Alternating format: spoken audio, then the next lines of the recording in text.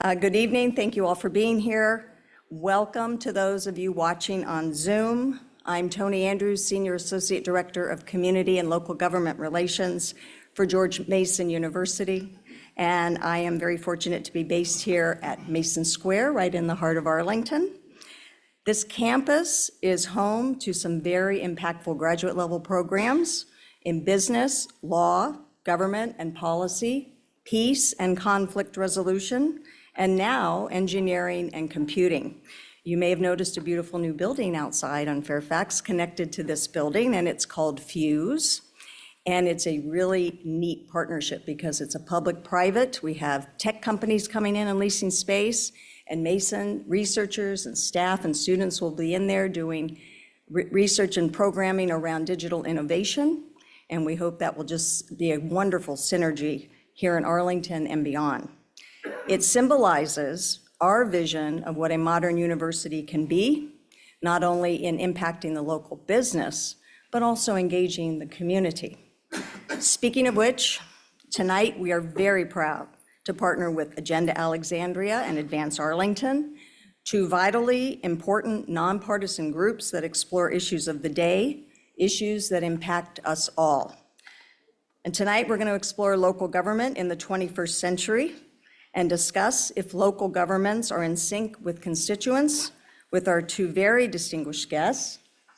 And as we do this, I think it's important to remember something that John F. Kennedy said. In a democracy, every citizen, regardless of their interest in politics, holds office. Every one of us is in a position of responsibility. And the kind of government we get depends on how we fulfill those responsibilities. We, the people, are the boss. And we will get the kind of political leadership, be it good or bad, that we demand and deserve. And I think those are very wise words, particularly these days when there's a lot of political polarization out there. And by the way, I want to also say, if you're here, you probably are very interested in government. And I want to mention that our Schar School has a fantastic program, a Master of Public Administration. Mireille, are you here? We're very proud that thousands of Schar School MPA program participants, graduates, are out working in every level of government, local, state, federal, and as well as nonprofit management. So there's information out on the table if you're interested in pursuing a graduate degree or you know anybody who is in public administration. So it is a great pleasure now for me to turn this over. I'm going to click us forward. And I want to introduce you to someone I just have come to admire and respect so much, and that is Jean Broyhill, who is the current chair of Advance Arlington. Jean.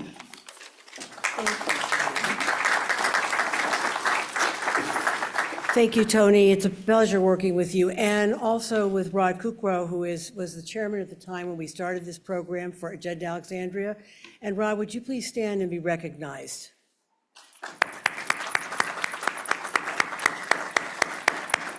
We had a good time getting to know each other and pulling this program together.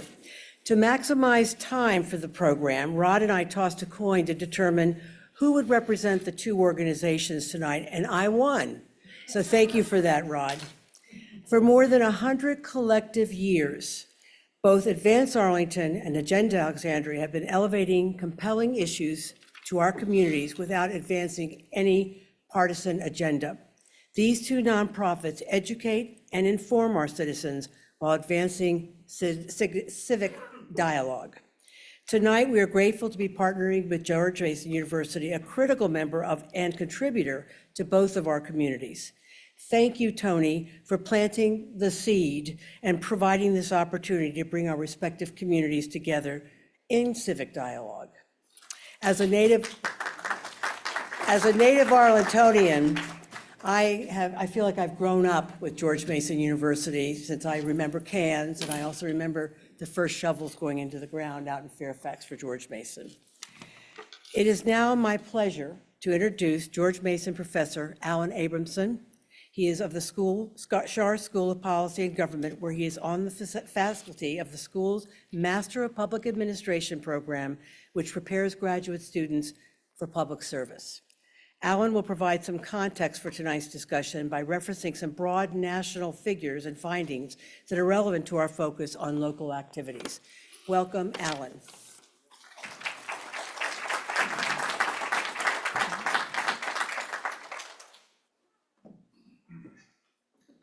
Thank you, Jean. And some smart program organizer gave me 5 minutes to speak. Thank you, Tony Andrews. So, 3 to 5. Oh. Hilarious. I'm pleased to represent the Schar School of Policy and Government, which, as Tony mentioned, is one of tonight's hosts. The Schar School is a home for a full range of courses in political science, public administration, public policy, that lead to bachelor's, master's, doctorate degrees, and certificates. And I or one of my colleagues would be happy to tell you more about the program, although not in the 5 minutes that I have to speak.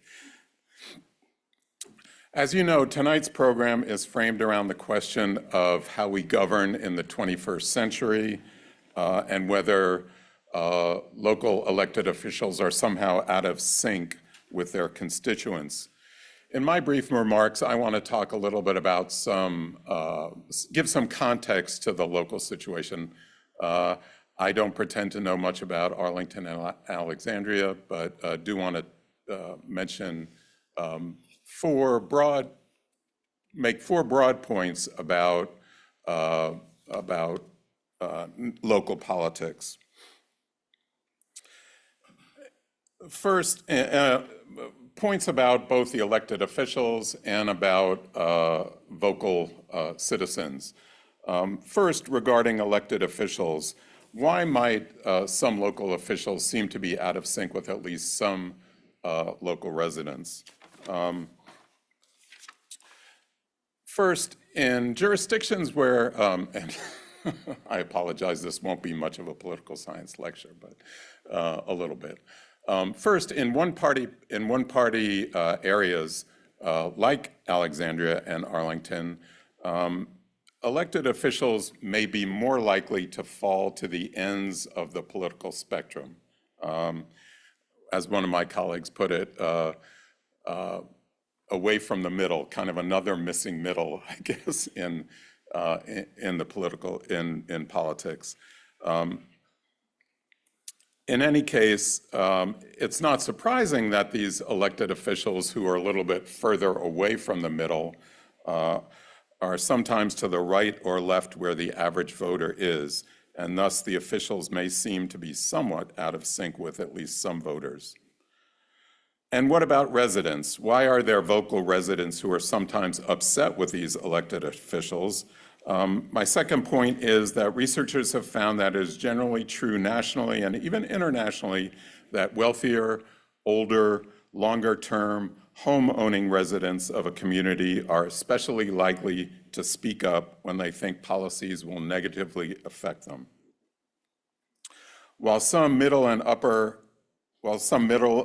higher income residents will speak up, often to protest policies they oppose, many other community members will be silent on civic issues, even those they might favor.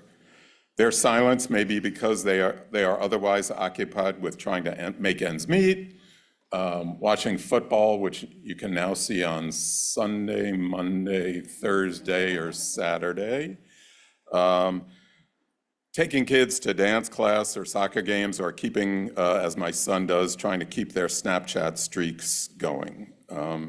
20 years ago, Robert Putnam wrote a book, Bowling Alone, in which he talked about the disengagement of many citizens. And while there have been occasional blips in activity, I think his holdings still hold that there has been a general decline in civic activity among lots of folks, and that could be a whole nother conversation that we have. Finally, the decline of local media. There aren't a whole lot of Michael Popes. and their coverage of local activities likely contributes to the decreasing engagement of many residents in local affairs. It's, while we do have some online news sources now that have been some replacement for declining local news coverage, I think it's still hard for local residents, even those who want to know, to find out what's going on. Again, for me, these points taken together suggest that it's not entirely surprising that, especially in areas where one party dominates, we sometimes do see policies that seem to be out of sync, at least with the preferences of some vocal local residents who feel like they're going to be negatively affected by these policies. But let's go from the general to the specific, and let me turn the program over to those who know Arlington and Alexandria much better than I do. To facilitate our discussion, we turn to Michael Pope. Michael is an author and journalist who lives in Old Town Alexandria and is the current co-chair of Agenda Alexandria. He has reported for NPR, the New York Times, and the Alexandria Gazette-Packet. Michael has a degree in American Studies from Florida State University and is a former adjunct professor at Tallahassee Community College. He is the author of 5 books, including Wicked Northern Virginia. But I will let Michael tell you more about that book, or maybe you'll just have to buy the book. Michael.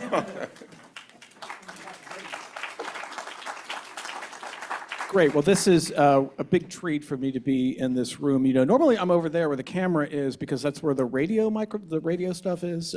So it's a treat to be up here on the stage. I'm going to introduce our panelists, starting with stage right to your left.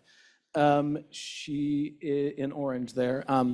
She is a native of Massachusetts, although she was telling me before we started she actually lived all over the place. She went to Holyoke College in South Hadley, Massachusetts, a bachelor's degree in political science. And she was a teacher with the Peace Corps in the Central African Republic. She was first elected to the Arlington School Board in 1996. And then elected to the Arlington County Board in a special election in 2012. I think that was when Barbara Favola was elected to the state senate, special election that elected our first panelist there on stage right to your left, Libby Garvey. So give her a hand.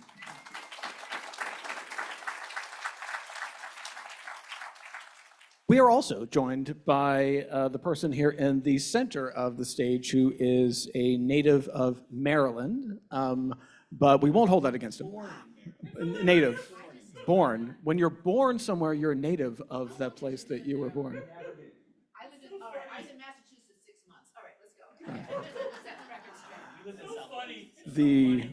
go. With newspaper, with obituaries, you always talk about where people were born, they're a native of somewhere. Anyways, he went to a high school, which at the time was called Robert E. Lee High School, that has now been renamed John Lewis High School. He has a bachelor's from Virginia Commonwealth University, where he also studied political science, but that wasn't his major because his major was business information systems, which set him up for his current career at Amtrak, where he's director of business services. And I'd like you to give a hand for the mayor of Alexandria, Justin Wilson.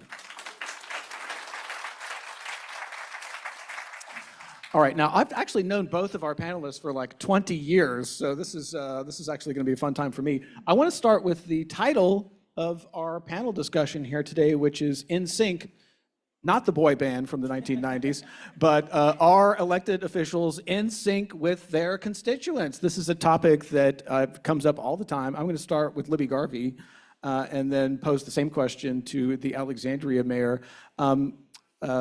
Chairwoman Garvey, I think there are a lot of people in Arlington, I'm sure you run by this all the time, that say, I didn't like the zoning change, I wasn't in favor of it, you're not listening to me, you're not in sync with me. What do you say to those people?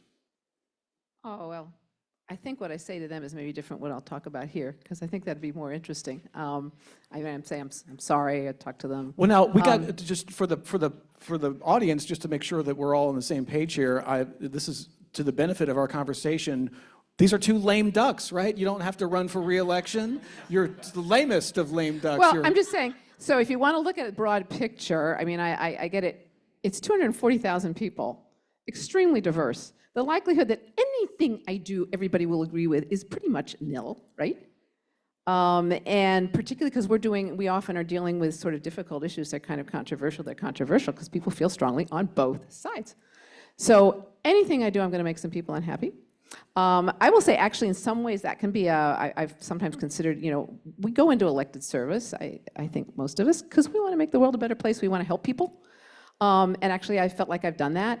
And so it can be hard sometimes when people get upset and angry with you, because that's not why you went into this job. But if you're going to do a good job, you got to do that. You need to sometimes take positions that some people aren't going to like. And what was the question? Oh, are we more? So I would say, I've been listening. I would posit we're as much in sync, if not more so, than elected officials have ever been. I mean, it's just the nature of human society that you're going to have different views, particularly in an area. If the elected officials are super in sync with all their people, it's a very homogeneous community and probably pretty small.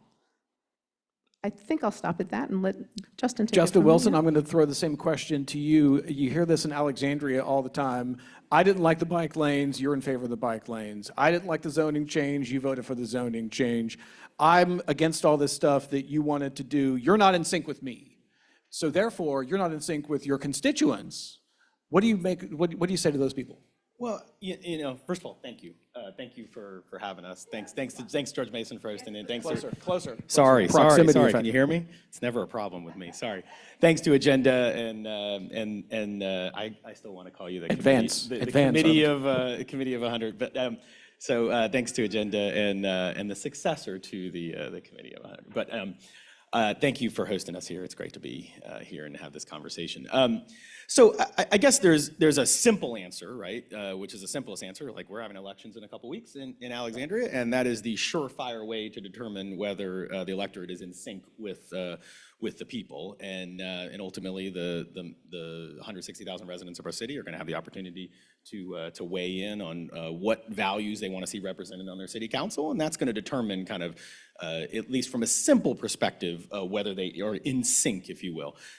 Now, I think obviously the question is broader than that. It's more than just, are they electorally in sync? It's do residents of the city feel like they have an elected body that listens to them and represents the kind of priorities that they want to see in the community? And that, I think Libby is right. That is a complicated question, and it probably varies from issue to issue.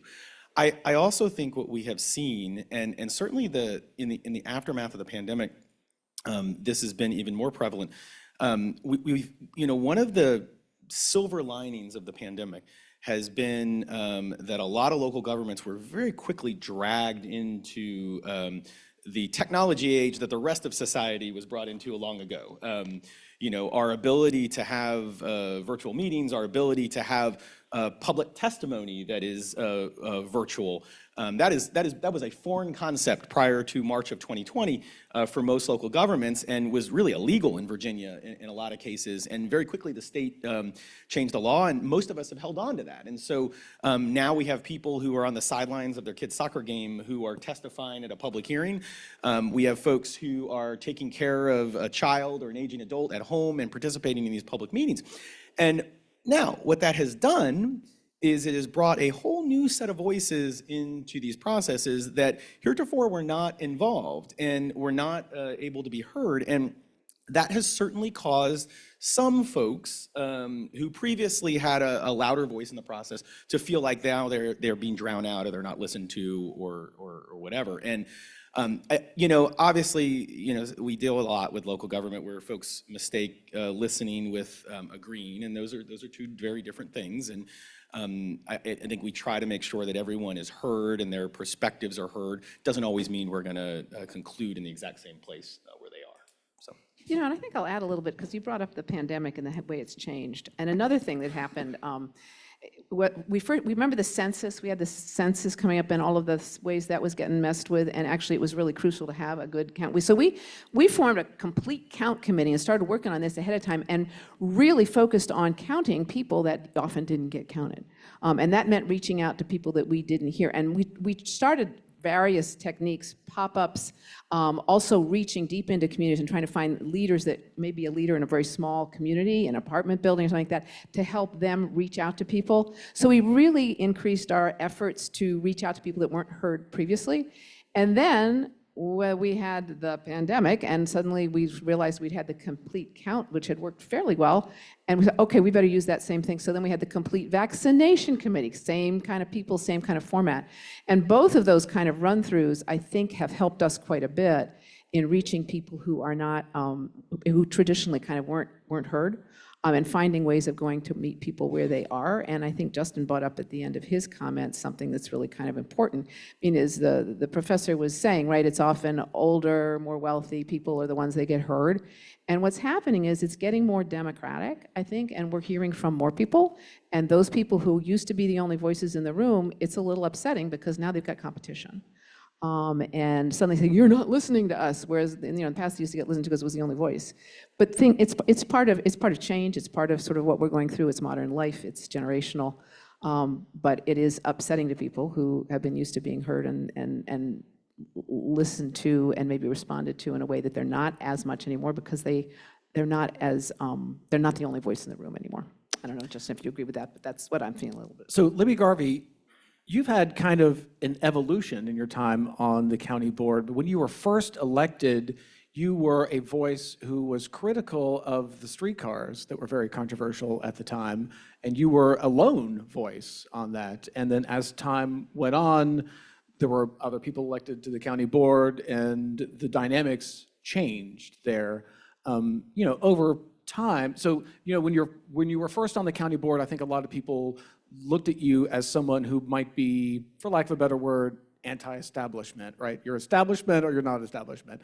So you were challenging the establishment's views on the streetcar, and you were a lone voice at first. More people were elected. The dynamics changed. The streetcar was obviously unsuccessful. Fast forward to the debate over the zoning change on Missing Middle. And I think a lot of people who were against that viewed you as the establishment. Were you in sync with the constituents the entire time? Did the constituents change? How would you describe that evolution? Did you evolve? Did the citizens evolve? All right. All right. For one, it's basically do the right thing. I mean, I've always done what I thought was the right thing. And when it came to the streetcar, I reflected the views of a lot of people. And a lot of people have blamed me for stopping the streetcar. There's no way I could have done that on my own. I just happened to reflect the opinion and views of a lot of people and help give them a voice. And I should say it helped change the board when we elected John Weisstat, who's here in the room. I saw John walk in. There he is. A little bit of history, John, memory lane.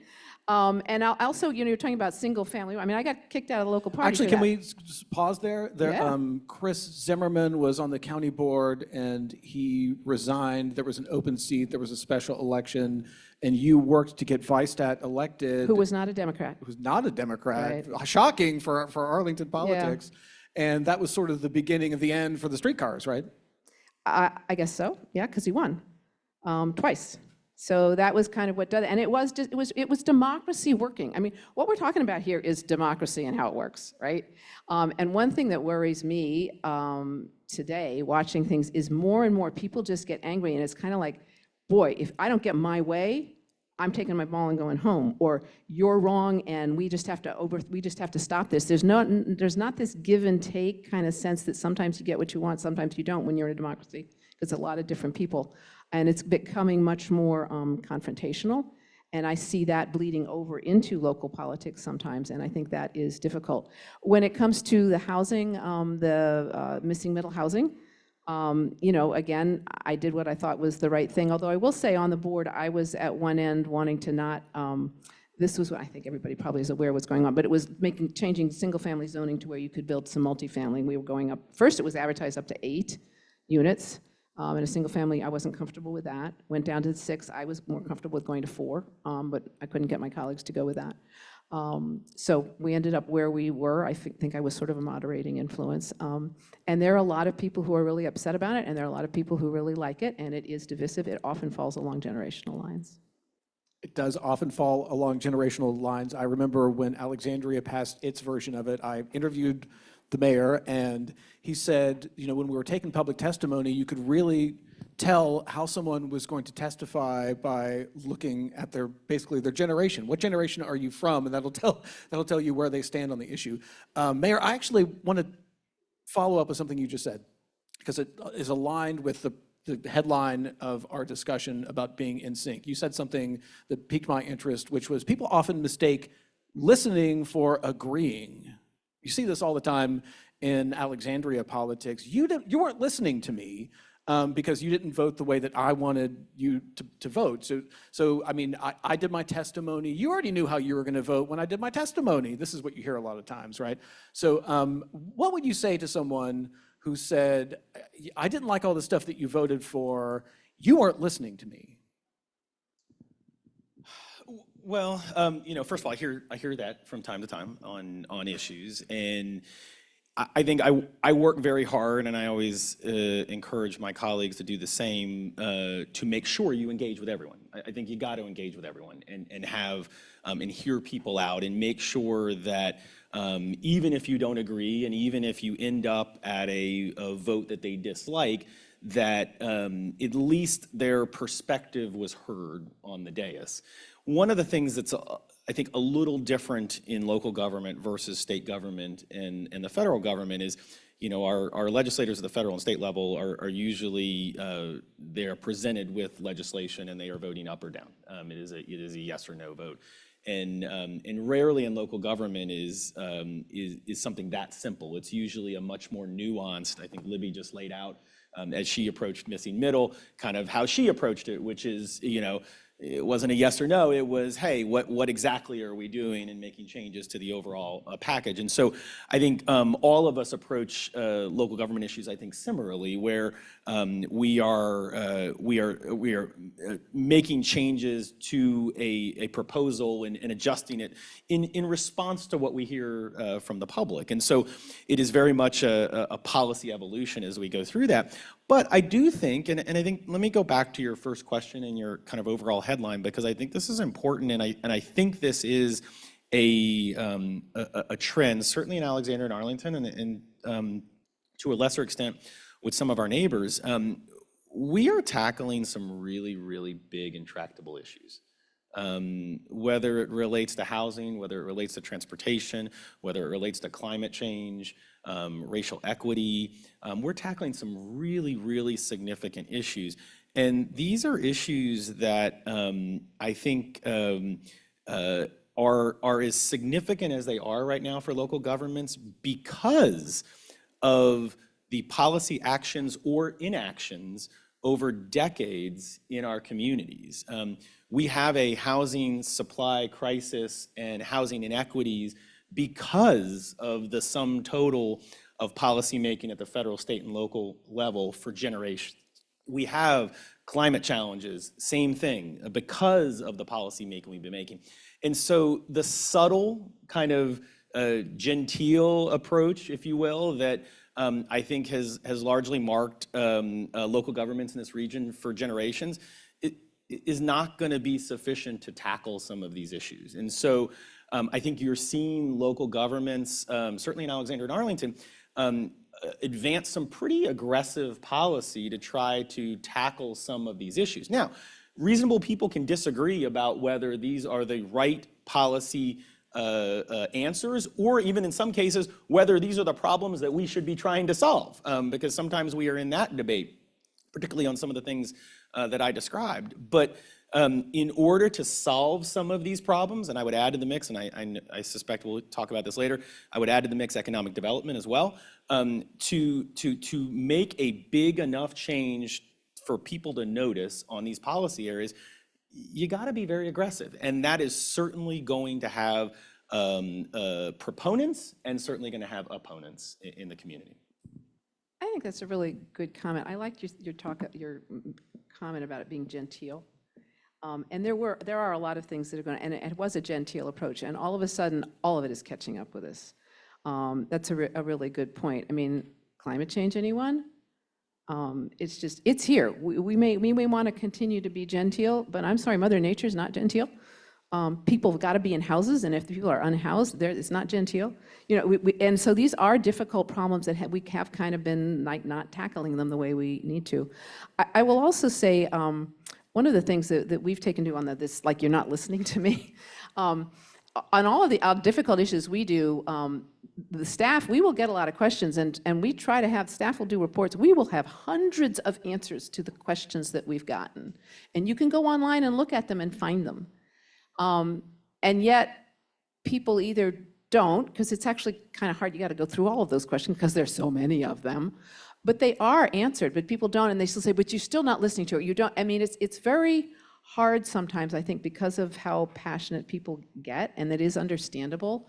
But again, I think we're in a very difficult time of transition, and I think what we need to be doing is building up again a sense of community and coming together, and that we are all in this together, and we need to be civil in our dialogue. We're coming, one of the books I've been recommending to people is called The Fourth Turning. Fourth Turning is here, and it's a generational view of history, and it's cyclical. So every 4 generations it changes. So 4 generations ago we came out of World War II, the Great Depression, lots of horribleness, and people came together. They formed PTAs, they formed the Kiwanis clubs. Everybody came together, everybody was having kids, and even we got indoor plumbing. Things were really good, even if for the folks of color where things weren't as good, it was getting better. And then that just starts to devolve, and we are at the 4th turning again, where it starts to get really bad, and then we realize, oh right, we need to pull together if we're gonna survive. And I think that's where we are, and these kind of discussions, I think, are helping to sort of plant those seeds and bring that about. But we really do need to work on the kind of dialogue that we're having, and realizing these are really tough questions, really tough issues. They're not easy to solve, and we need to be a little patient with each other, and understanding that not everybody can get what they want all the time. Okay, The Fourth Turning. We'll put that on our book recommendation list. Fourth Turning is here, is the update. It's really good. Question for Mayor Justin Wilson, related to InSync, which is about citizen input. There is a sense among some people, goes back to the "you're not listening to me" question. There is a sense among some people that there was a time when if a developer wanted to do something, they would go to the civic association and like vet it with the civic association. And there is a sense that that's not happening the way that it used to, or to the extent that it used to, or that the vetting is just not there, which contributes to this sense that you're not listening to me. What would you say to people who would say that civic association and citizen involvement isn't what it used to be? Well, first of all, I think talk to any developer who operates in Alexandria, and I imagine Arlington, and they will tell you that the civic association vetting is still very much alive and well, and still occurring. Now, whether it has the same level of intensity and consequence, that's a fair question.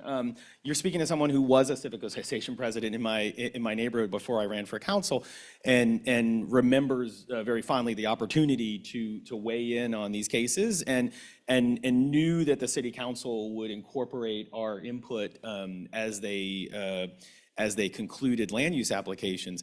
I do think that this is also a two-way street. The civic associations, and I can speak only for, I'm only one member of the current council, but the civic associations who have the most impact on council decisions are the ones, first of all, that cast the widest net in their neighborhoods and ensure that they are speaking for not just a small group of people who showed up at a meeting on a weeknight, but are speaking for a broad cross-section of their neighborhood. But they're also folks who understand kind of the policy framework that the council is working in. And so coming to the council, for example, and and suggesting, for not just extreme examples, suggesting, next to a metro station that we shouldn't build anything, that there should be no development there. That's not going to be a realistic approach for an urban area. And I think we have civic associations in Alexandria who understand that and provide constructive, responsive feedback that we can actually incorporate. And then we have folks who kind of reflexively oppose things. And I don't need to tell you which one has more likelihood of impacting council decisions and having an impact on what we ultimately do. But we want civic associations to be engaged. We want them to speak for their neighborhoods because honestly, it makes our lives easier. When you have thriving, organized civic associations that are doing the work of making sure they understand what their neighborhood's priorities are and speak on their behalf in a real comprehensive way, that makes our staff's job easier. It makes the council's job easier. When you say there are people who reflexively oppose things, as a journalist, I'm always trying to get the pro and the con. And, if you do that for a while about development, it occurs to you that there might be some sort of imbalance, right? There might be lots of people who support something and a small handful of people who oppose something, but then it flattens it out when you put it in a newspaper article and you quote them both, pro and con. Libby Garvey, similar question to you. In your time in Arlington elected office, have you seen a change in sort of the relationship between the civic associations and how stuff is vetted with the county government? Well, I would say the smart developers go to the civic associations, so they still do. I have seen, I think, again, it's a generational issue. I think our civic associations, when I was involved in mine, and we were all my age. We had kids. And now it's still a lot of the same people. They're still my age. And so it's a generational thing. I think civic associations are having a hard time. You're talking about us staying in touch with our constituents, our civic associations staying in touch with theirs. And it's a generational change. It's how we communicate. There are a lot of things that are changing. And I see a little bit it has been, I think, some sort of atrophying a little bit of the whole civic association thing. Again, it's this cyclical. I think there are attempts to bring it back. And I see our own, CivFed and then the Arlington Forward, is that the name? Because it's still Committee 100 to me too. Advance Arlington. The Advance Arlingtons are, all right. Anyway, I'm old. I think there are efforts to do it, changing, all kinds of things and trying to have some younger men. There are actually some younger people here, which is great. So we're in the middle of a transition, but I don't know if that answers your question enough, but I think this is where we are. All right, we have limited time, so there's a couple topics I definitely want to hit. Justin Wilson previewed economic development, so I want to talk about the arena. Let's talk about the arena. Lessons learned, Mayor Wilson. Obviously, people in the room are familiar with what was proposed and what did not happen. What lessons did you learn from all of that? We should have done the announcement under a bigger tent next time. That would have made the difference. Without the governor, maybe? I have lots of thoughts about that. You'll have to wait for my book. Hey, you'll have dude, to wait for my book on that. You're a lame duck. This is your crowd here. I know. Let me say a couple things on that. So first of all, I think, and it would not surprise you, but I think in order to be successful at large-scale economic development, you need to have in this case, the state and local government on the same page. And I do think one of the big failures, and I said this in the press after this deal blew up, one of the big failures that I think should be concerning to every Virginian is, regardless of what you felt about this proposal, we have a process in Virginia, it's called the Major Economic Initiatives, MEI Commission, that is set up. It's a bipartisan committee set up in Richmond. It's a committee of the General Assembly where the governor can bring economic development initiatives to this committee. They can vet them, and then ultimately they're intended to be kind of a proxy for the General Assembly. That's why it's bipartisan, includes leadership and everything like that. And they ultimately endorsed this proposal, just like they did with Amazon, just like they did with Nestle and other initiatives across the border here in Arlington. And ultimately, the deal blew up in the General Assembly. And that's bad. Even if you supported the proposal or you opposed the proposal, that's a bad omen, because Virginia has a long history of kind of nonpartisan economic development, and it's why we have been so successful in attracting employers to the Commonwealth and fueling the economy that we all take for granted and the quality of life that we have here in this region. And so, But the opposition was nonpartisan, though. well, no, it's not that I'm saying that it was a partisan thing. I'm saying the process got sideways, and what if the current process does not work to get both parties on the same page about economic development, then the General Assembly needs to figure out a new process, because we're going to have future large economic development initiatives, and not having a way for a governor of one party and a General Assembly of another party to work together to create jobs in the Commonwealth of Virginia, not having a way for them to productively do that is a real problem. Now, putting aside all that, I also think there is a larger question, and this gets back to my point earlier, that in order to make an impact on some of these big intractable issues, we have to take some really, really big swings in this region. We have taken for granted in this region for a long time that our economy thrives because we are close to the federal government.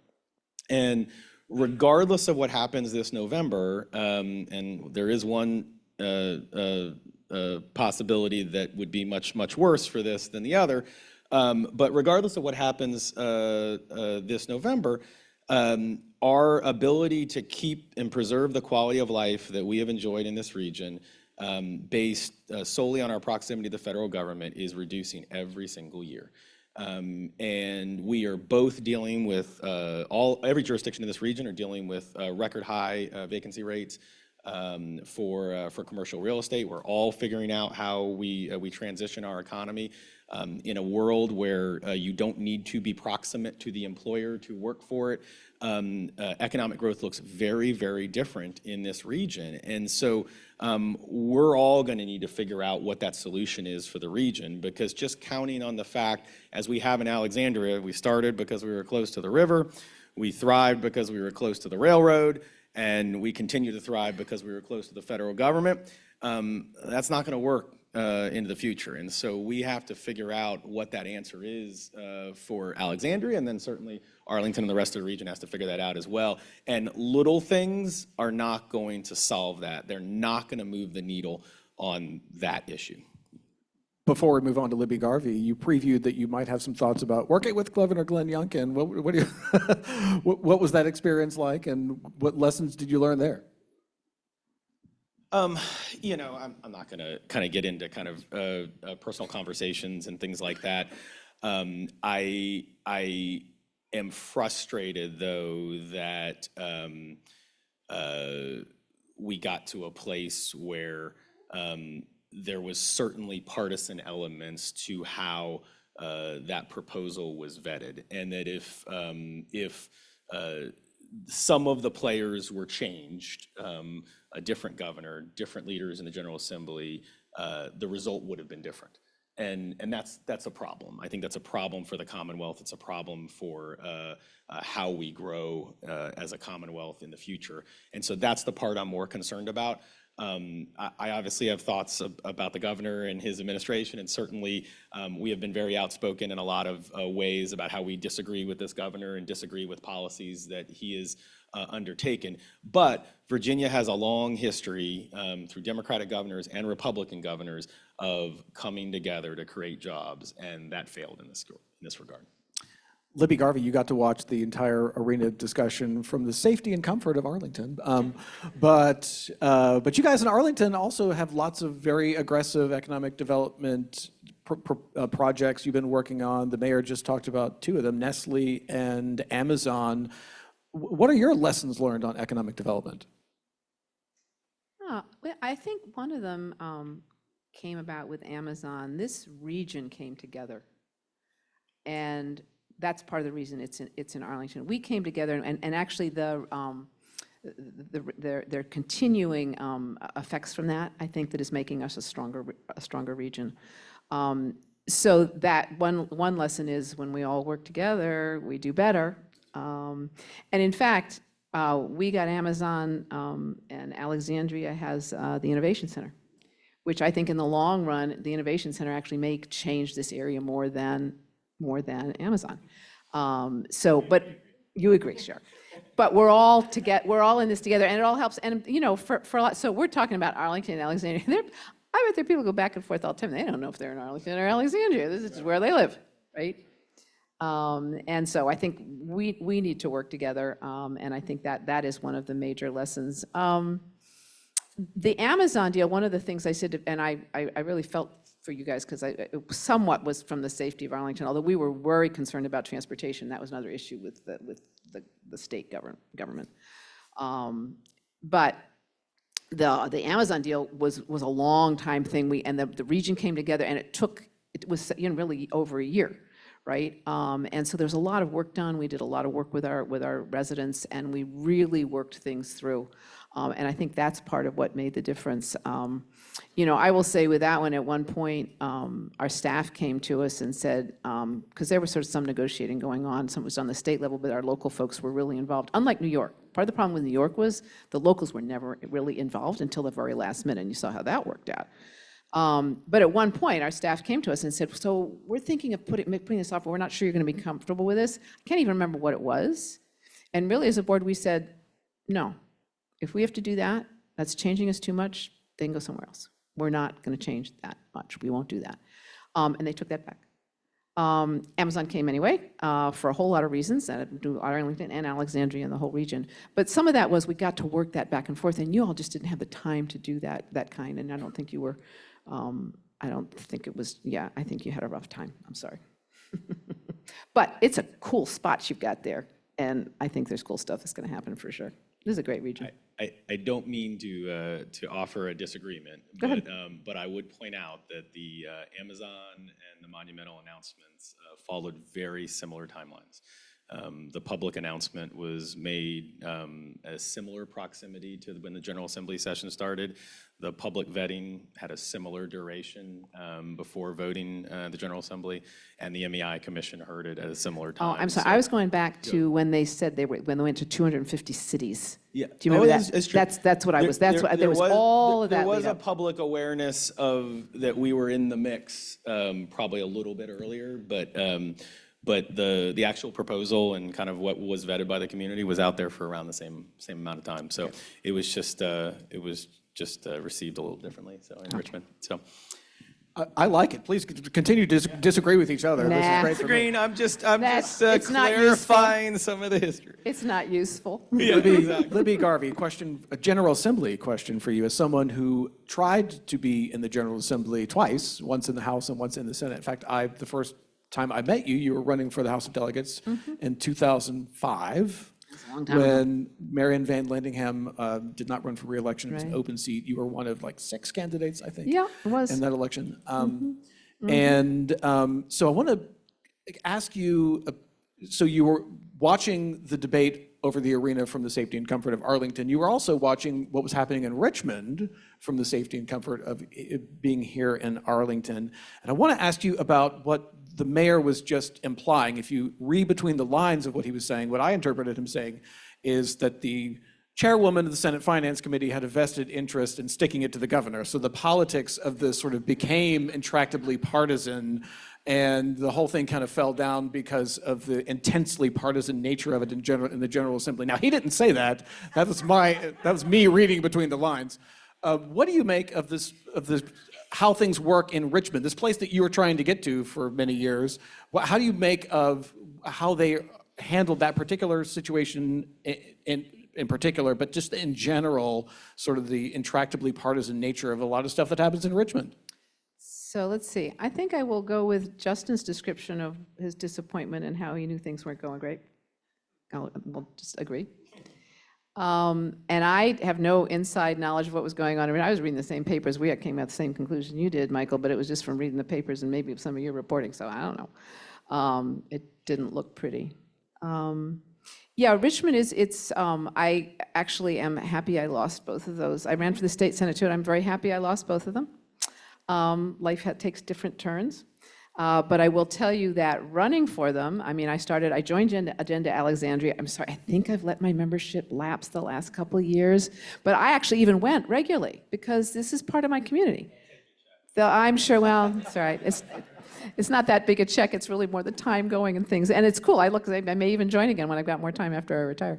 But it's, there's a lot of things that we continue to do together. And I find local politics much more satisfying now that I've, been watching from a distance. I think, oh my God, I'm glad I'm not there. I will say I get here, and I think Justin will agree, I get to work with the most incredible people. Our staff is amazing. Our residents are amazing, and I've gotten to meet, presidents. I've gotten to meet ambassadors. I mean, it's just an amazing career, and I've really been pleased to have done it. It's truly an honor and a privilege. And again, I'm very glad I didn't get to go to Richmond, but it did teach me a lot. It connected me with Alexandria. It actually connected me with Fairfax. And I will say, actually, it was very interesting. When I got on the county board in 2012, somewhere in there, we went to an event in Fairfax, and it was a regional event, and I realized I think I knew more people in the room than the current county board members. I was the newest county board member, but I had more connections in the region because of running for these seats and being involved. So I'm glad I did it. I'm glad I lost, and life has worked out for me. Thank you. Can I tack on that for a second? Oh, please. So I'll be a little bit more pointed. Put aside the partisan piece, and you're right that there's probably a partisan element in the economic development proposal. I think there is a larger issue though with where we are in Richmond right now, and this is not a Democrat or Republican thing. I think we have a lack of people among the 140 members of the General Assembly who understand local government, who understand, first of all, who had experience in local government, which is very few. We're lucky our delegate, at least in the eastern end of the city of Alexandria, previously served on the Alexandria City Council, but that is pretty rare among the General Assembly members, and particularly even from the Northern Virginia ones. And so there is a real misunderstanding of what we deal with in local government, particularly in Northern Virginia. And I'll give an example, and this is an example that is kind of a shot against a former Democratic governor. So, a couple years ago, when Governor Northam in his final budget made a big deal about proposing a large teacher raise increase, he actually came to Alexandria City High School in Alexandria to make this announcement, which kind of added insult to injury. And the governor was up here, and he was surrounded by a bunch of General Assembly members proudly announcing that they were going to be proposing this record large increase for teacher salaries, and how excited they were. And everyone was cheering, and the media was all covering this great teacher salary increase. Well, where'd the money come from? Exactly. Most people who understand the local composite index, which is how Virginia funds education, knows that in Alexandria and Arlington, 80 cents out of every dollar of public education is funded by local taxpayers. So the governor essentially came up here and said, I'm going to propose to give Alexandria 20 cents and require that they match it with 80 of their own cents to fund an increase in our teacher salaries. Now, obviously, we support teacher salaries. We want teachers to have that raise, and we ultimately did come up with the local money to make that happen. But I think that kind of imbalance and kind of misunderstanding of some of what we are dealing with in a local government is real difficult, particularly at a time right now where we're dealing with incredibly scarce resources at the local level, some of the economic challenges we talked about earlier. And it is a real challenge for us to grapple with that. And so I think having a General Assembly that understands how local governments are funded, understands the pressures that we're under from an economic perspective, and are prepared to help us with the tools to help us fund the basic services of government, education, human services, transportation, education. These are the basic, public safety. These are the basic services of local government, and they're all provided by local government. So I think that's, there's a move afoot in Arlington to change our form of government. There's a lot of time. I don't think Arlington County needs reform. I sure think Richmond does. I believe the General Assembly meets the shortest amount of time. There may be one other state where they meet as little as they do in Richmond. The pay is rock bottom, and there is a fair amount of time. And to some extent, that's where the reform needs to happen. It's based on an old, 18th century model, right? And so this is what you get. You get people who do not understand. They don't have the time to do it. They don't have the staff to figure it out. And again, as I was saying, the people I get to work with, I get to work really professional people and my fellow electeds here.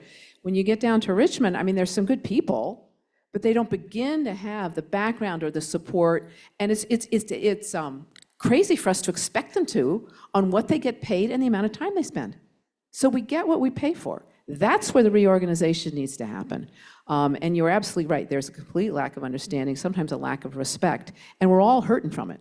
So if anybody wants to work on reform of government, go to Richmond, because it's 18th century, and we are now in the 21st century. It's got to get fixed. The other side of that, though, is the system is designed for people to have other jobs. I mean, like, it's designed to not have full-time elected officials in the General Assembly so that they have some other kind of profession. So the lawyer is represented, the dentist is represented. Yeah, but not the person who can't take off 6 months to do this, right?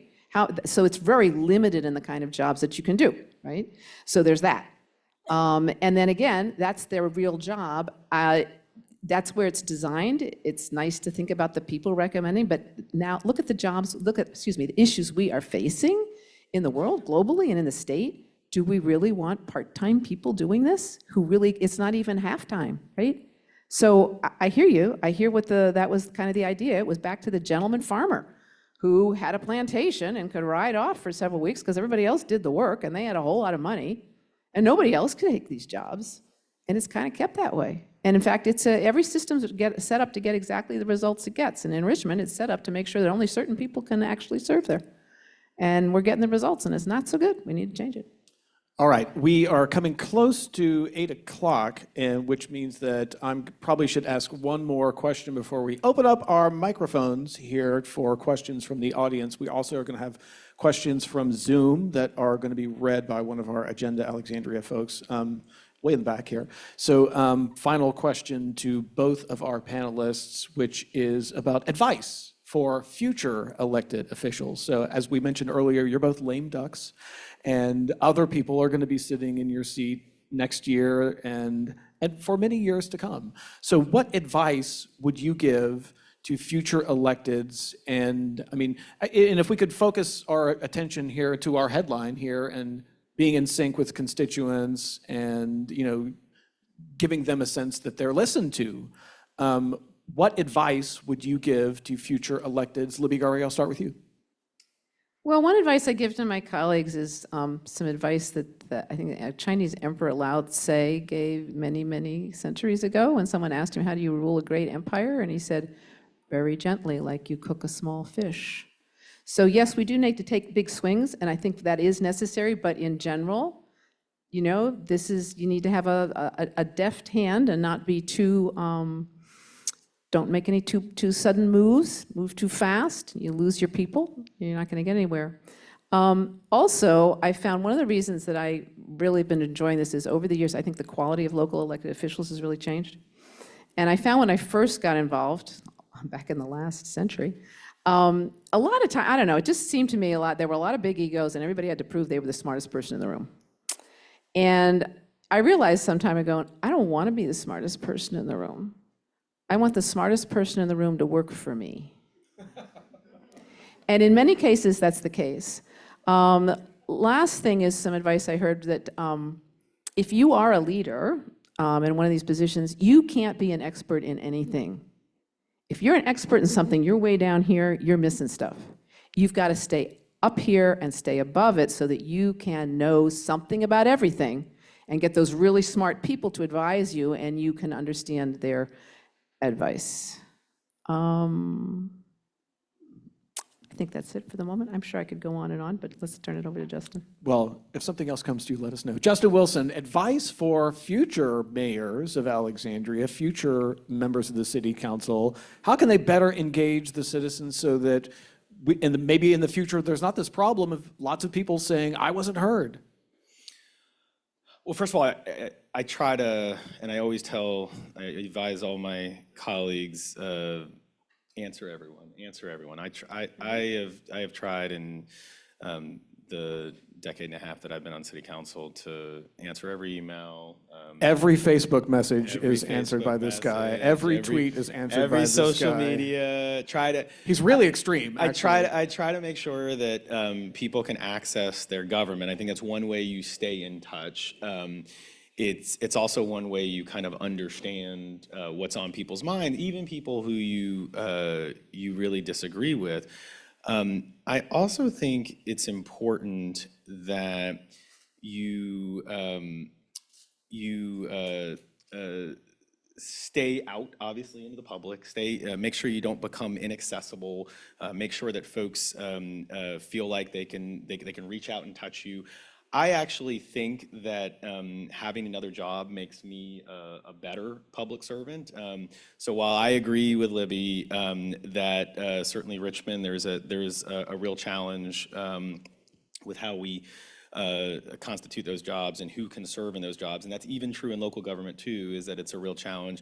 I do feel like that the regular experiences that I have, bringing my kids to school, going to work, commuting on the metro every day, doing the kind of normal things that people in our community do, makes me a better public servant. And I always encourage people to maintain that kind of regularity to the extent possible. Obviously, these jobs are really hard and take a lot out of you, take a lot out of family, take a lot out of the things that we do. That's part of the reason I'm not doing this again. But I think trying to maintain some balance is really, really important. It makes you a better public servant. I did think of the other thing, which I have to do the right thing. Do the right thing. I think it's Jeff McKay has said, you need to be willing to get not elected for a vote. You got to do the right thing. And people will appreciate that, I think, and they understand that you're there for them. So it can make it uncomfortable for you at times, but people trust you then. All right, we are going to open it up to questions. So if you have some questions, we've got microphones on either side here. I want to make sure that our audience knows we don't want speeches. Please don't give a speech because no one wants to hear a speech. A short... There's the saying, ask your question in the form of a question. Ask your question in the form of a question, yeah. You guys are both way more experienced at this part of the job than I am. This is what Committee 100, because I'm going to get the name wrong, that's what they always say. Well, yeah, Agenda Alexandria has a policy where we never open up the microphone, so this is the first for me. That's cheating. We have them right on the cards. All right, we'll start over here. Yes, sir. Good evening, Mayor Wilson, Chair Garvey. I'm Richard Engel, lived in Arlington for 48 years. My wife and I have worked in Old Town for many years, so we feel it's our sister city. Feel very connected to both jurisdictions. Okay. But I have a question about the big swings, the challenges that you face, because I've seen them in my career. But what do you do with a situation like Monumental, or if you go further out, the data centers? It seems that the thing that we keep hearing is these are really necessary, and yet you seem to have residents, particularly those who live close to the data centers, or the residents who lived close to what had been the Monumental Sports Complex, saying, wait a minute, you haven't asked us what trade-off we should make here. You haven't asked us, are we willing to pay 5% more in property taxes and not have a development next to us that's incompatible with our residential neighborhood? How do you engage the citizens in something like that? Because it seems, I think the feeling is that a lot of people feel that these decisions are being made without their input and are not being asked how much more they'd be willing to pay in taxes in order to maintain the quality of life that they have now. Yeah, I mean, it's an excellent question, and it's one that I think certainly undergirds some of the housing debate that both communities are in right now. I think, and there is probably broad swaths of Alexandria in the center of our city and in Old Town and other neighborhoods, and probably broad swaths of North Arlington, that if you told them that they could, pay an extra 10 or 15 cents on their real estate tax and they wouldn't have to deal with any of this, they would sign up in a second and get that done. I think we also recognize, though, that there are other consequences that go along with that, and there are other policy areas that impacts as well. And so I think we have to be very careful about kind of the tendency to just kind of buy our way out of some of these problems, because they create other problems. I would say to the beginning of your question, almost every single local government issue we tackle is pitting a localized opposition to a citywide benefit. Every single difficult issue I think I have dealt with on city council is that challenge. I'll give you an example. We had a divided vote on the city council several years ago, right before I became mayor, involving a memory care facility being built on King Street to allow those with Alzheimer's and dementia to be able to age in our community. And a very significant, organized, localized opposition threatening us all with all kinds of political consequences if we voted for it, but clearly a huge citywide benefit. And especially as someone who has gone through with an aging parent facing dementia in my own family, knowing the importance of those kind of facilities in our city. And today, years later, I hear regularly from residents who tell me how it's important that their mother or their father is living a couple blocks from them and not out in Chantilly or wherever else they would have to go. And first of all, that makes it all worth it. But it also speaks to that's going to be the case on almost every single issue.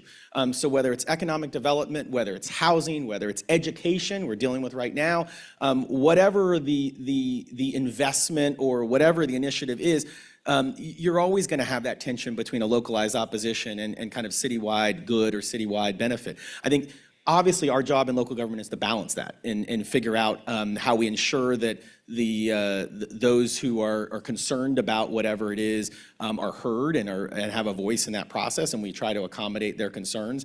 But it's a balancing act. That's what we do in local government. Yeah, it's about listening to people and mitigating. So like with the data centers, I think there's noise, there's all kind of things they've done to help mitigate it. And I think like with Monument, the whole mitigation was going to be transportation, among other things. So there are ways to mitigate it, and you need to work on that. I will say farmers markets. Every time we want to put in a farmer's market, people are so upset about it coming in. But we usually put it in anyway, and after a few weeks, they love it. And if we tried to take it away, they'd get really upset. Thank you. Politics of farmers markets. Okay, so we got a question over here. We're going to take a question over here, and then we're going to take a question from Zoom, which I think we've got our Zoom whisperer. No, maybe not. Okay, question over from this side of the room. Thank you, Michael. Good discussion. I have a structure question for you. So, City of Alexandria, about 150,000 people. You have a mayor and a city council. Arlington, right next door, 250,000 people. We have a 5-member county board. I'm just curious about what you folks feel in general are the positive attributes about a county government structure and negative attributes, likewise with a city government structure. Obviously, if either jurisdiction were to change, you got to go down to Richmond, where a mother may I state, thanks to the Dillon rule. But I'd love your thoughts on that big question of government structure, city versus county, the pluses and the minuses. Thank you. So are you specifically referring to the fact that we have an elected mayor who doesn't rotate every year like the chair does, or are you referring to really the differences between cities and counties in Virginia? The latter, Justin, but, Okay. but talk about anything. Yeah, I mean, I always do. As it relates to the specific differences between cities and counties, and it's a total quirk of Virginia, history that cities actually have more authority in a few areas than counties do. And some of them are very random. For example, we can do bond issuances without going to the voters. Counties have to go to the voters to do a bond issuance. We just have to vote on an ordinance in city council. We have different authorities on a couple taxes where we don't have caps and you guys do. No real good explanation. I'm sure it dates back hundreds. The bird machine. Bird machine, yeah. Like most things in Virginia. It's in the book. I'm sure it's in Mike's book. He's probably written a book. If he's not, he's going to have another one. The sixth book will be all about it. Yeah. So there's some quirky differences like that, and I would always prefer to be a city than a county, just because I feel like we win on that for whatever reason. I would say though, what I asked you about is a difference that does matter. And this is not necessarily a city-county thing. It's an Arlington and other counties thing, because you guys do rotate your chair every year. I was elected for 3 years. I can do whatever I want. They can't get rid of me. Councilman Aguirre's in the back there. They can't get rid of me if they wanted to until my term's done. And I do think there's an advantage to that. And I will note, and Libby and I have worked closely, and her predecessors and successors, we've all worked relatively closely. But I will note that even during the pandemic, the chair switched up in the middle, and we had to kind of read in the next chair, but it wasn't the case with Ann and Phyllis and Jeff and the other jurisdictions, as we were communicating so frequently and so regularly. So I do think there's an advantage to having kind of a continuity of the chair, if you will, of the council. But yeah, so hopefully that answers your question. But I want to hear what Libby Garvey has to say, but I want to piggyback on the question a little bit, because there's change over time. The city government in Alexandria used to be bicameral. There was a board of aldermen and a common council. I wasn't alive. Nobody in this room was alive then. This is a very long time ago. But just because the way things are now doesn't mean that's the way they should always be in the future. Arlington used to have a board of supervisors, right? So just because the way the county board is organized now doesn't mean that it'll always be that way. As a matter of fact, there is a discussion right now. I'd love to hear your thoughts about this ongoing discussion. I think Delegate Patrick Hope, who's not in the room, he should be in the room, had a bill to reorganize Arlington County government. What's your thoughts on that? Oh, many. Let's see. First, I missed you guys too when I left. Yeah. I did. We went through a lot with the pandemic, but I got you set up well. I think that having the chair stay on, I have at times thought that might make sense, or maybe have for 2 years, because we rotate. The plus is, I feel like doing this job, it's when you've been chair once you really understand the job.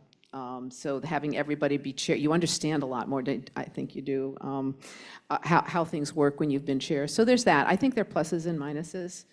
I know there are people talking about changing things. So we've been talking about how we all need to pull together. We've got really difficult times coming, and this fourth turning, and we got climate change, and we got a lot of big things going. I think most people see Arlington, probably Alexandria too, really. I mean, we're some of the best run cities, counties, in probably the whole country. Things are working pretty darn well. We got some big problems. I don't think this is the time to pick at possibly maybe trying this or trying that. We've got some really big issues to deal with. So that's part of the reason I am not at all interested in doing that at the moment. When we get through this and we make sure that our country has a democracy and we figure out more on climate change and how we're going to deal with that, I think we'll be a little more settled, and maybe there'll be some natural change. And I don't mind people talking about it and thinking about it. This particular person thinks it's a really bad idea to do right now. All right, we're going to move on to our next question. Boyd and Ricardo, are you going to fight each other to ask the question, or so arm wrestle? Somebody ask a question. Okay, I guess Ricardo's going to let me go first. We're very lucky to have a mayor who can sleep 4 hours a night and do a full-time job and be a full-time mayor practically 40 hours a week. But I'm glad we've raised salaries in Alexandria, because we may not have an individual who could do all that in the future. And I think we need to have the opportunities for everyone to serve. And I agree with the General Assembly that we need to raise the salaries in the General Assembly. Alexandria Democratic Committee has a resolution urging the General Assembly to raise salaries. But I really want to ask the mayor, so you may blame Louise Lucas, but our local delegates, Adele McClure, Elizabeth Bennett Parker, Adam Eben, other people opposed the arena. So it wasn't just one person, and I worked with the opposition, and we went to Richmond, and we figured out what committees it was going to go through and who we needed to talk to. So would you do things differently, and maybe how would you work with opponents of a proposal like this in the future differently, maybe? I mean, I don't want to relitigate the arena. To be honest with you, it's I think we've done that. I do enough. I'm sure you do, Mike. I don't particularly want to relitigate it. I disagree with some of the things you contended in your question, but it's probably not worth kind of getting into it. I do think we need to figure out how we have a predictable process for economic development, and that includes the public. That includes ensuring that the public is part of these conversations. I think the reason that Virginia has thrived economically through generations is because companies and major employers who seek to invest here know that we have a predictable process for hearing their ideas out, considering them, and determining whether they have merit and moving forward. And if we depart from that, I think it will be at our peril. Ricardo, do we have any Zoom questions that we want to ask? Sure, because we went with a very local Alexandria question, let's go with a very local Arlington question. Lessons learned from missing middle process and it's being voided. What would you do differently going forward if you were not retiring? This is a question for Libby. You mean if we had a do-over, I think is the question. I don't think we're going to have a do-over. Well, I would have, as I said. There is the court case. I guess also you could interpret that question as you might actually have a chance to do a do-over because this court decision that has put your program on hold. Yeah, I can't comment on the court decision. The judge doesn't rule until the 25th. No comment until then, but thank you. I would have, as I said before, I would have gone down to fourplexes. I think that, I think it was very upsetting for folks, which I understand. There's not a whole lot I would have done differently. I mean, we had 4 phases. We studied this thing for quite a while.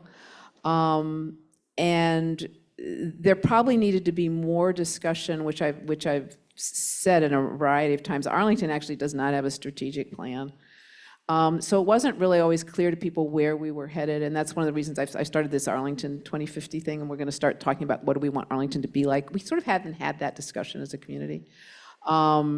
And I think that made for not the best foundation. So I suppose if I really had a whole do-over, I'd go way back. And I actually did try in when was I first chair? I can't quite remember. 2016, I think.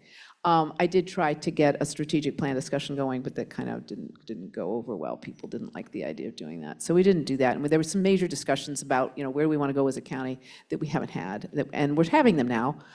So I hope it will be better. But that's kind of what I would have, a little bit more, making it clear kind of what the goals were. But there's a lot I really wouldn't change. This is just one of these really difficult things that there's not an easy way to do this.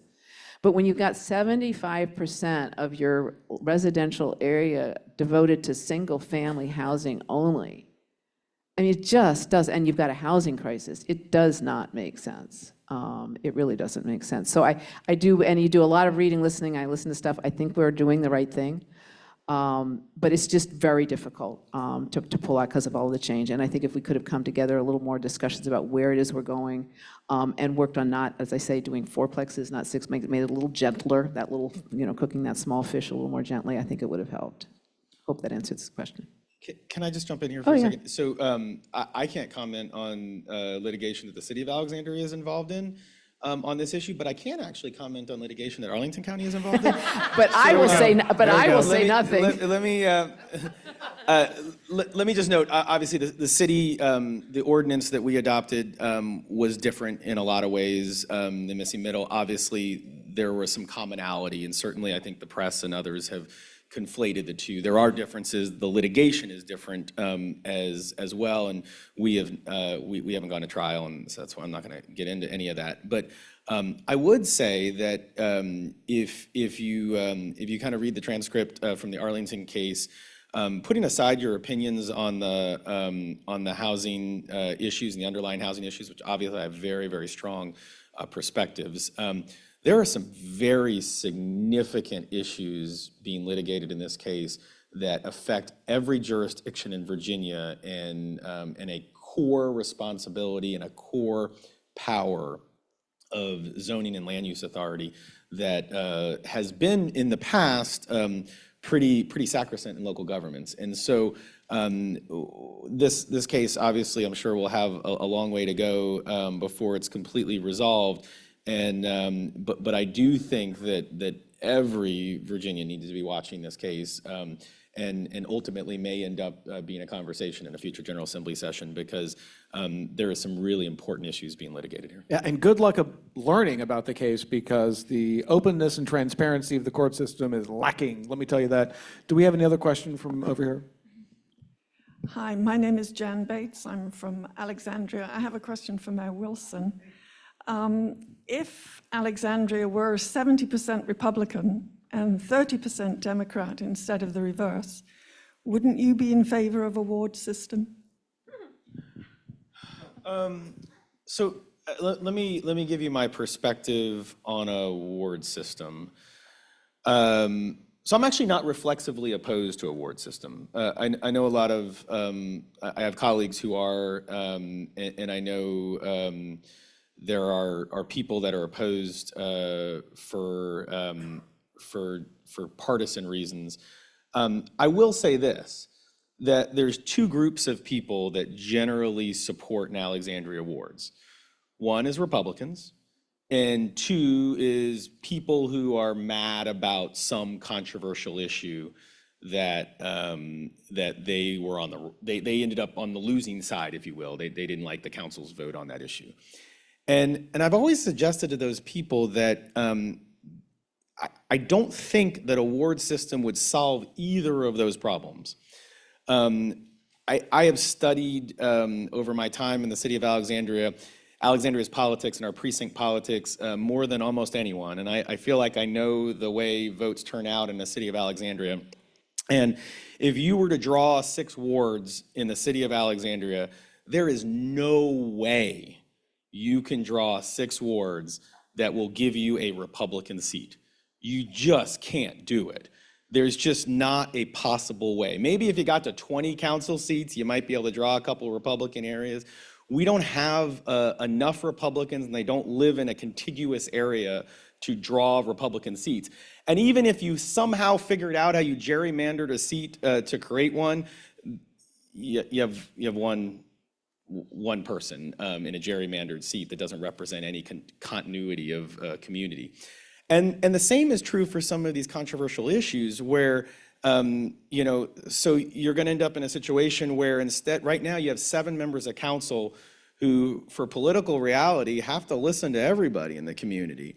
And you would be creating a situation where if you had a geographic ward and you had kind of a localized opposition, you got one member who is going to get outvoted 6-1 on that issue of consequence or whatever the issue. So as I said, I'm not reflexively opposed to wards. I don't think they're a horrible idea. I'm concerned about some of the parochialism they lead to, and I do like the fact that we have a city council that's required to listen to the entirety of the community. We're 15.5 square miles. We're not a big city, and so I feel like it's different, but I would suggest that they would not solve the problems that folks who advocate for them think they will. And I just add, I agree with that, and I'm much more concerned about the fact that with these small jurisdictions, we're not geographically large, then yeah, I wouldn't have to listen to people. You'd write it into ward. I don't have to listen to you. I'm not gonna. And we've got these issues we really need to be working together on, like the missing middle, whatever. And I think it's really important that each one of us needs votes from all over the county, and we need to listen to people from all over the county, because our job kind of to bring it together. If it ended up that nobody's job was really to bring it together, It was just everybody, you could just like write off whole sections of the county. In this little small area, I think it would be very unhealthy. Historical side note, both Alexandria and Arlington used to have the equivalent of wards, with Alexandria literally had wards and Arlington had supervisory districts or whatever, magisterial districts, and no longer have those. Another question over here. Hi there, I'm Hannah Dannenfelser from Arlington. I wrote it down because I knew I'd talk long. I was surprised that the monumental conversation didn't reference that we would have been getting, Alexandria would have been getting monumental from our neighbors in DC. And in this area, economic development is regional rather than jurisdictional, and the jurisdictions have a history of a lot of collaboration. So my question is, as your advice going forward to folks, is what approach should jurisdictions be taking in terms of balancing collaboration versus competition with neighbors, and how would you advise future elected officials to approach that? It's a good question, and I will say when we heard about it, we were sort of like happy maybe for Alexandria, worried, and we were like really worried about the district. So it's hard to say. I think there were some personality reasons that Monumental decided maybe they weren't very happy in the district, and that was a problem they needed to solve, which they in the end did. That's a difficult question. Yeah, it's a tough one. I think Libby's right earlier that we came together as a region and were able to attract Amazon and Virginia Tech to the area. That was a net new employer, one that was not here. But we have a lot of economic development that goes within the region. I mean, some Arlingtonians will probably hit me when I talk about this, but the patent. I know Jay's looking at me. Oh, right that's now. old. He knows That's where I'm old going. history now. He's going where I'm going. The Patent and Trademark Office came to Alexandria from Arlington. The National Science Foundation came to Alexandria from Arlington. Heck, the MCI Center came from Prince George's County to DC before we talked about. Coming to Alexandria, and so you guys just got Coinstar from Washington D.C. and so I think there's constantly kind of intra-regional economic attraction, and some of it is cutthroat, and some of it is just kind of cyclical. Employers are looking for different things at different times. They want to be in different places, and that's just going to happen. And there are jurisdictions that have certain things that others don't at a certain time, and that's fine.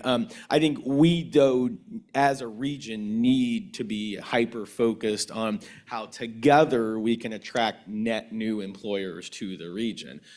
Because just kind of robbing from each other is not ultimately going to be good for the region in the long term. We got to do it in some cases because ultimately we got to fund the critical services that our residents expect and demand. But I think it's better for everyone when we're bringing new stuff here to the region. So. Yeah, and I think the region agrees on that. We're not really actively out, for the most part, I don't think, poaching on others. We all realize we need to really make this a region that people want to come to, and we all do better that way. Libby thinks that. So. Yeah, well, I don't know what Team's went out on. right now. I don't know what went on.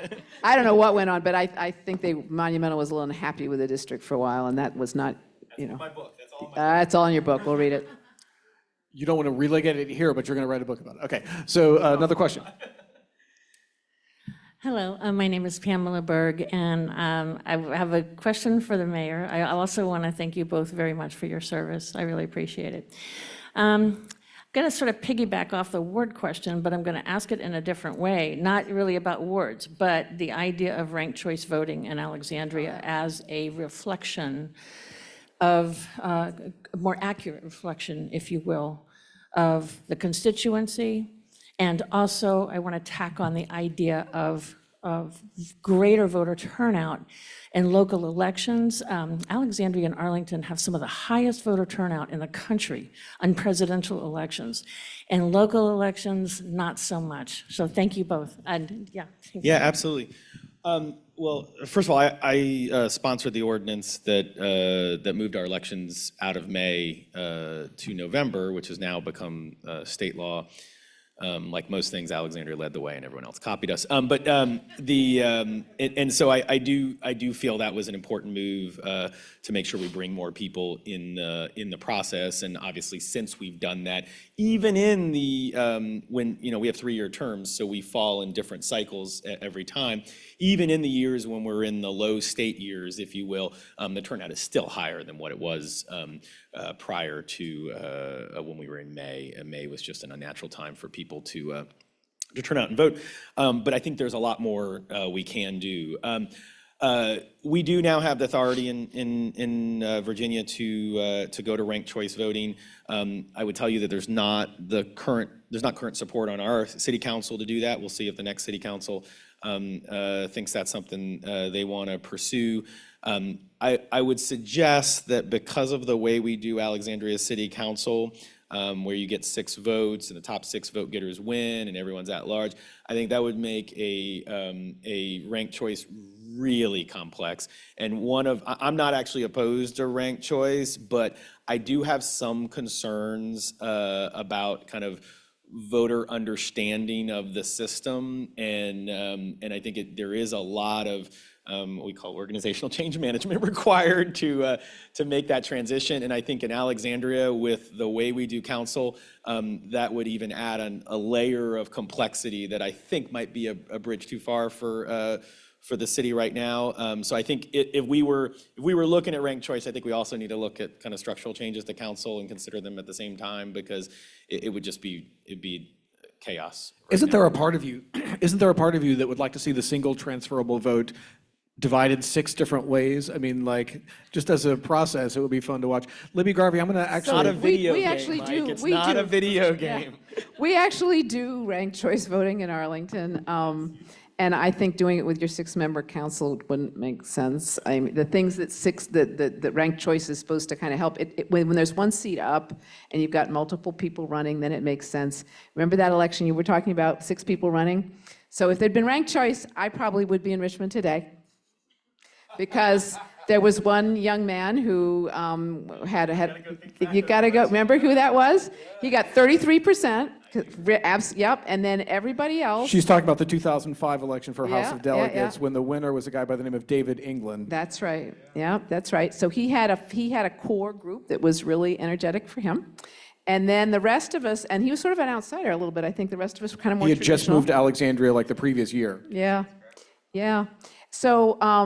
So then everybody was sort of assuming, I was the only one who actually I was on the school board in Arlington, so I was the only one who held office, and Marion supported me. It looked pretty good. Yeah. Oh, that's right. That's right. I'd forgotten about Dick. I was forgetting about who that last name. All right. 3 decades prior, but... Yeah, I was going to say that, and then I thought maybe I shouldn't. All right. So about 2 weeks out from the election, I'm knocking on doors. And I'm starting to get worried because I realize I'm hearing the same thing on the doors. And everybody say, "Oh, Libby, you're going to be great. You're going to be a great delegate. But I have to go vote for my good friend, Elsie." And then I would go knock on another. "Oh, Libby, I know you're going to be a great delegate. You're going to be. But I have to vote for my good friend, Dick." And then I would go to another door. And I was hearing this over and over and over again. They all thought I was going to be the delegate and I was going to be great, but they had to vote for their good friends. So the winner got 33%. I got, I think, 25%, 24%, something like that. And then the rest got 11, 13, 12, 10. And because everybody thought, and if it had been ranked choice, I would have been everybody's second choice and probably would have done fine. But as I say, I'm glad where I am. I'm glad it didn't happen. I do think we did, when you do ranked choice voting, even with two seats up, it gets really wonky, and then actually who wins gets determined on how you count it. And as soon as you get into an election where the winner is kind of determined on how you do the counting, makes me really uncomfortable. So I think 1 seat up, it can make sense. Everybody is nicer to each other. But with 6 city council members, I assume you do the same thing. Everybody's kind of nice to each other because you don't want the supporters putting, right? Well, sort of. In public. That's what counts. That's what counts. All right. Enough on that question. Sometimes it's not. We're running low on time. Another question? Yes, good evening. My name is Juan Carlos Fierro. Thank you for the advice. I am also running for the Arlington County Board. And just to let you know, my alma mater is George Mason. and I got a political science degree from George Mason in Fairfax. So I have actually two questions. One is, considering the court ruling, what guidance should be given to the county manager to present impact studies to infrastructure in considering densification policies? And how could public engagement be improvised to avoid future lawsuits? So I think you're referring to the court case, and again, I cannot comment on that. And so I'm going to just not comment on it. I'm sorry. I'll be happy to talk to you after the judge rules. I will. Okay. Very good. You could comment on the Alexandria case if you wanted to. I actually have not followed that one very closely. I've got enough doing it in Arlington. Sorry, Justin. Do we have another question? Do we have any other Zoom questions? Yes, we have several questions, but I don't think we're going to have time to go all over them. Well, let's hear the best one. Let me see, one that applies to both. Is it worth increasing the number of representatives by using the cubic root of the population within the district? Cubic root? That's what, am I reading that correctly? Is this a ranked choice voting question?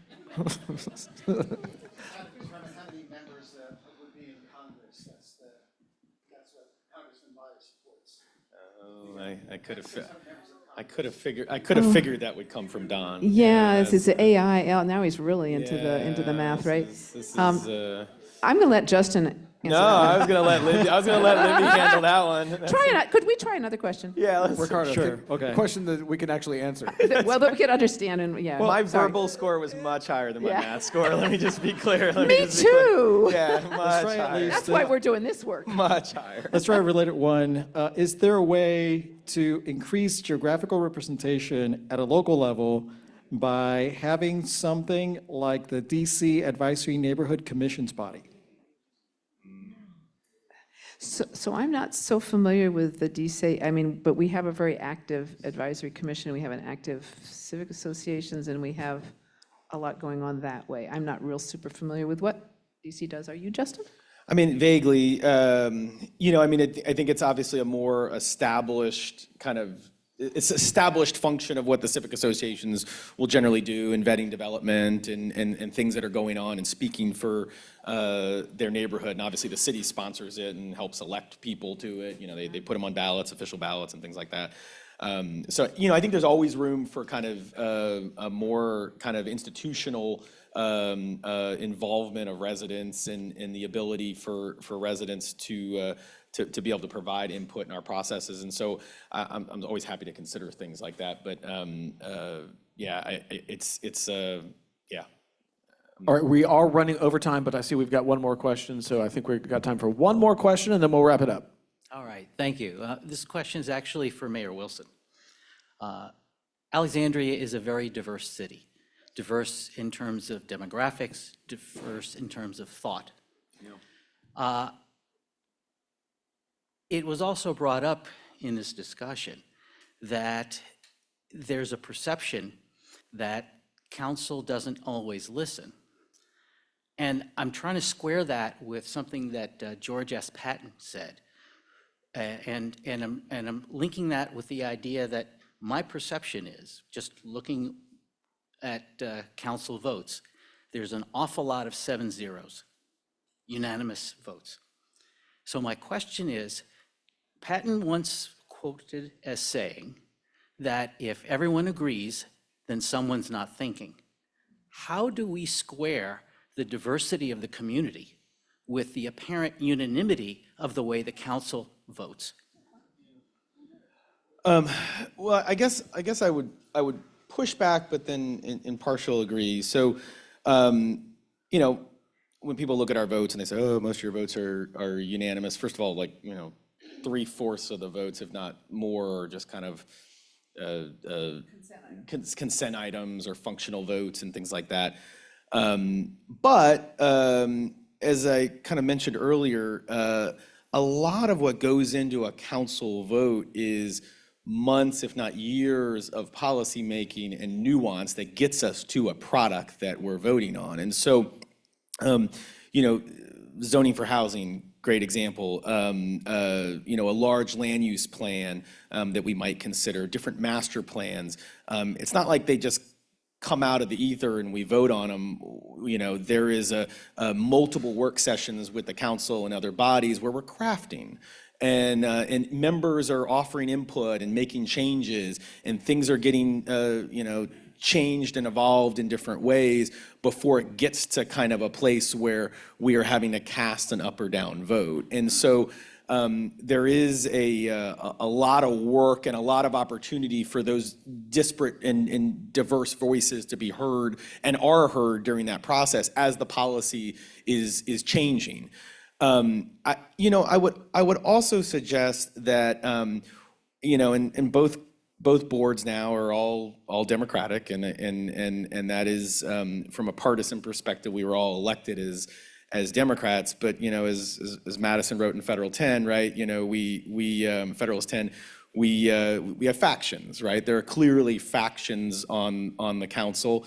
And I think even among a group of 7 Democrats, we have, on different issues, we have different camps. You know, so when we're talking about housing policy, there is definitely a faction of the Alexandria City Council that is more focused on supply creation in the kind of private market, and there's definitely a faction that's more focused on spending tax dollars to create housing. And there's clearly a divide on the council on that issue. On tax policy, there's different opinions on the Alexandria City Council on how we approach tax policy and what things we raise taxes for and not. And so on issue after issue, there are different factions on the council on these issues. So I would not suggest that we are homogenous in how we vote and how we think. Now, Alexandria is a strongly Democratic city, right? And so it's not a surprise that, you know, since 2012 we've had an all Democratic city council.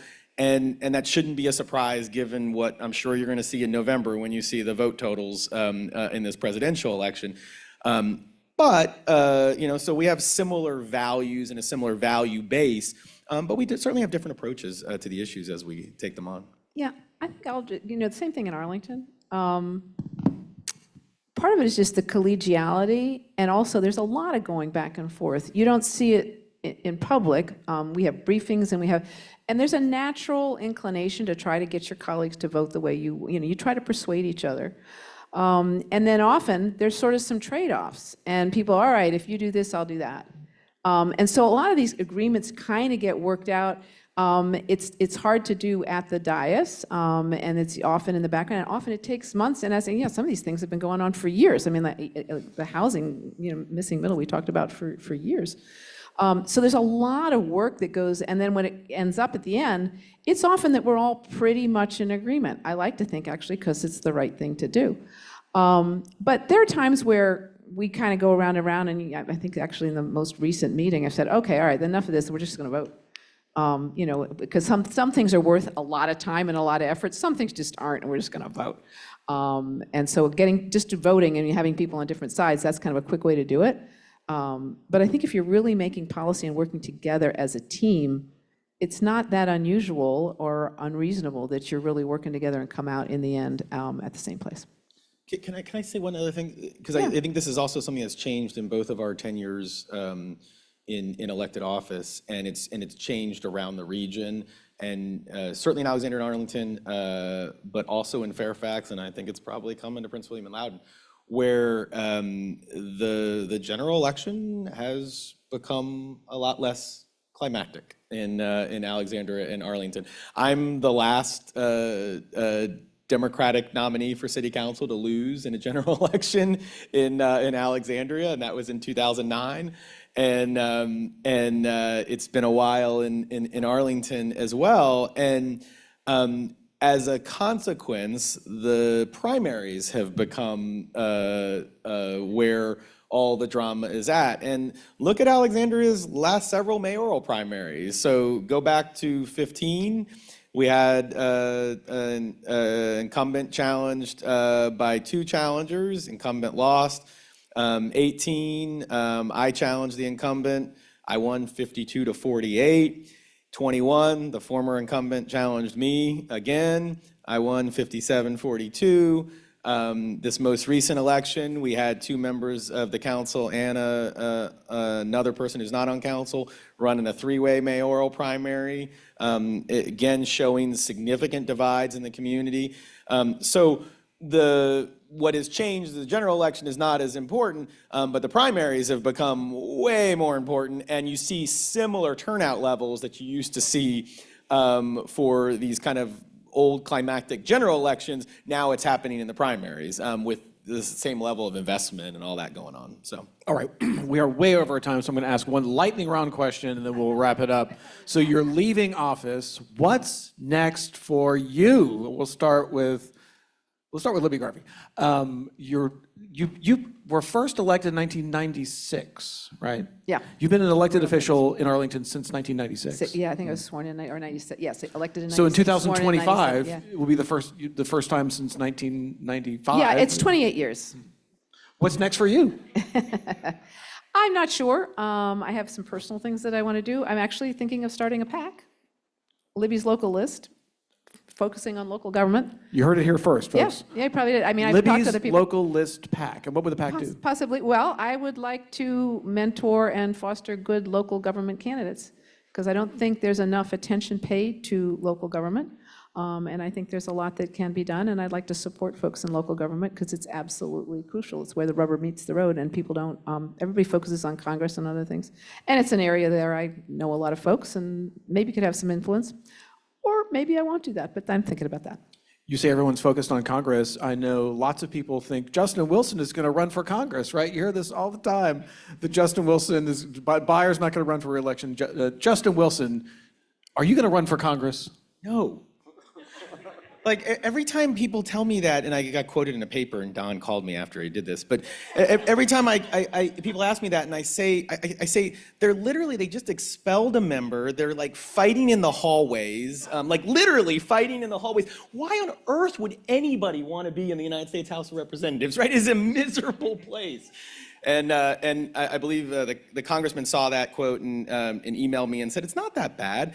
And then right after he said that, that was when that ridiculous House Oversight Committee meeting where like they were talking about each other's bodies and hair and eyelashes and everything. So, and I sent it back and I said, you sure? Like, it's not that, it is that bad. It is that bad. It's horrible.